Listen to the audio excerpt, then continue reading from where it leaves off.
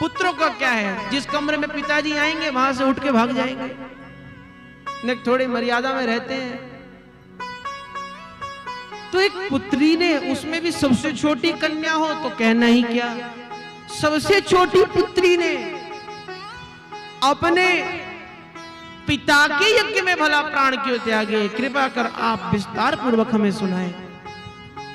तो मैत्रेय जी कहते हैं, राजन एक बार की बात है, दक्ष प्रजापति को प्रजापति पद का कार्यभार मिला।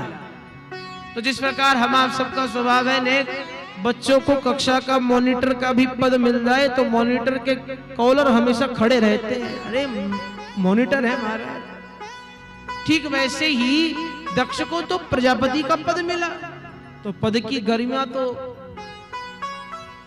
है ही, गर्मी और चढ़ने लगी। अब गरिमा और गर्मी में केवल इकार का अंतर है। गरिमा का पालन करोगे तो पद सदैव आपका रहेगा, गरिमा को छोड़कर गर्मी चढ़ाने लगोगे तो पद एकदम छिन जाएगा।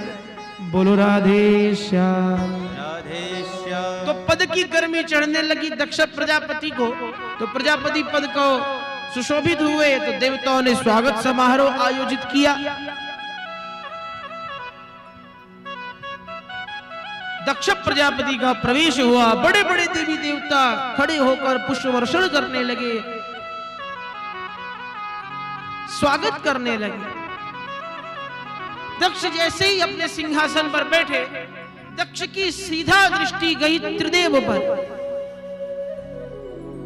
प्रजापिता ब्रह्मा, संचालक नारायण और हर्ता शंकर, इन तीनों पर दृष्टि गई दक्ष की।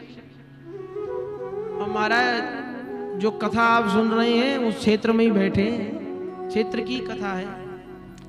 तो दक्ष की दृष्टि गई सीधा त्रिदेव पर। देहाभिमानी लोग देह को महत्व देते हैं, अंतःकरण से आप चाहे कितना ही किसी का सम्मान कीजिए, परंतु कोई आए जो सम्माननीय हो उसके सम्मान में खड़े हो जाए तो वो प्रसन्न है। मन में भले ही चाहे कितनी गाली दो, लो अब आए हमारे, परंतु सम्मान में नेका खड़े हो जाएंगे तो सामने वाला व्यक्ति प्रसन्न हो जाता है। तो दक्ष की दृष्टि उन पर नहीं गई कि बड़े बड़े देवी देवता खड़े हैं, दक्ष की दृष्टि उन पर गई जो खड़ा नहीं हुआ है। जिस प्रकार हम और आप उस पर प्रसन्न नहीं जो हमें प्राप्त है, उस पर खेद करते हैं जो हमें प्राप्त नहीं है। इतना सुंदर मानव शरीर मिला, हर प्रकार की सुविधाएं हैं, उस पर हमें प्रसन्नता नहीं है। हाँ, ये वस्तु हमारे पास नहीं है, इसका खेद हमें है। तो दक्ष ने भी सबसे पहले देखा त्रिदेवों को कि महाराज ये त्रिदेव क्यों नहीं खड़े हुए। सबसे पहले देखा ब्रह्मा जी को, ये क्यों खड़े नहीं हुए। अरे ये तो हमारे पिताजी हैं, इन्हें तो हम ही प्रणाम कर लेते हैं। फिर नारायण को देखा, ये क्यों खड़े नहीं हुए। अरे ये तो पिताजी के भी पिताजी हैं, इन्हें भी हम ही प्रणाम कर लेते हैं। लेकिन ये शंकर क्यों नहीं खड़ा हुआ महाराज, ये तो हमारा दामाद है, हमारा जमाता है, और एक दामाद तो ससुर के लिए पुत्रवत होता है, इसे तो खड़ा होना चाहिए, ये क्यों खड़ा नहीं हुआ महाराज। तो दक्ष के मन में ये बात चुभने लगी, तो ज्यादा समय तक अपने आप को रोक नहीं पाया और क्रोध भरी वाणी से बोला, श्रूयतां ब्रह्मर्षयो में सहदेवा सहज्ञयाः साधूनां ब्रूतो वृत्तं न ज्ञानान् न च मत्सरात्। देवताओं, विद्वानों की सभा में, सदाचारियों की सभा में यदि कोई अधर्मी आकर बैठ जाए, अधर्म का आचरण करने वाला बैठ जाए, ऐसे पापी को सभा से तत्क्षण निष्कासित कर देना चाहिए। इस एक व्यक्ति से सारी सभा तिरोहित हो जाती है। अब देवता बेचारे एक दूसरे का मुख देखने लगे, महाराज हमारी सभा में ऐसा कौन आकर बैठ गया। दक्ष कहता है, क्या एक दूसरे का मुख देख रहे हो, तुम्हें दिखाई नहीं देता ये सुनकर।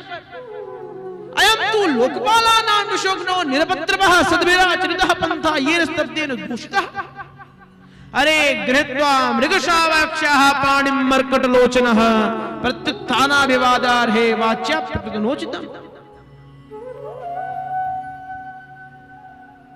तुम्हें दिखाई नहीं देता ये शंकर, चिता की भस्म का पाउडर लगाए रखता है, वस्त्रों के नाम पर बाघांबर को धारण करे बैठा है। संग देखो इसकी, संस्कार कहां से आएंगे? ये भूत प्रेत नंदी के आगे घूमता है, जिसका संग ही बैल के साथ हो तो बैल बुद्धि तो होगा। लोगों को अपने गुरु की संग करनी चाहिए और ये गोरू की संग करे बैठा है। अब गोरू माने बैल। आभूषण देखो इसके, हमारा जमात होने के पश्चात भी आभूषण कैसे हैं? सर्प का, बिच्छू का आभूषण पहनता है, मोती के नाम पर रुद्राक्ष को धारण कर रखा है महाराज। अरे मेरी तो मति भ्रष्ट हो गई थी और मेरे पिताजी ने तो न जाने क्या विचार कर कर मैंने अपनी मृगनयनी कन्या का विवाह इस बंदर जैसी आंखों वालों के साथ करा दिया महाराज। अनुचित हो गया है मेरे से। अब शब्द कहने लगा भगवान शंकर को दक्ष। अब नंदीश्वर बार बार क्रोधित हो और खड़े होने का प्रयास करें तो शंकर जी बिठा दें। नंदीश्वर कहते हैं प्रभु ने एक आप आज्ञा दें तो हम अभी इसको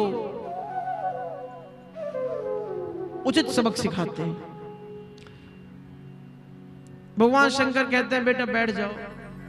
अब वो तो नंदी है महाराज, एक बाजार में एक बछड़ा भी बितक जाए तो पूरा बाजार इकट्ठा हो जाता है, ये तो नंदीश्वर है।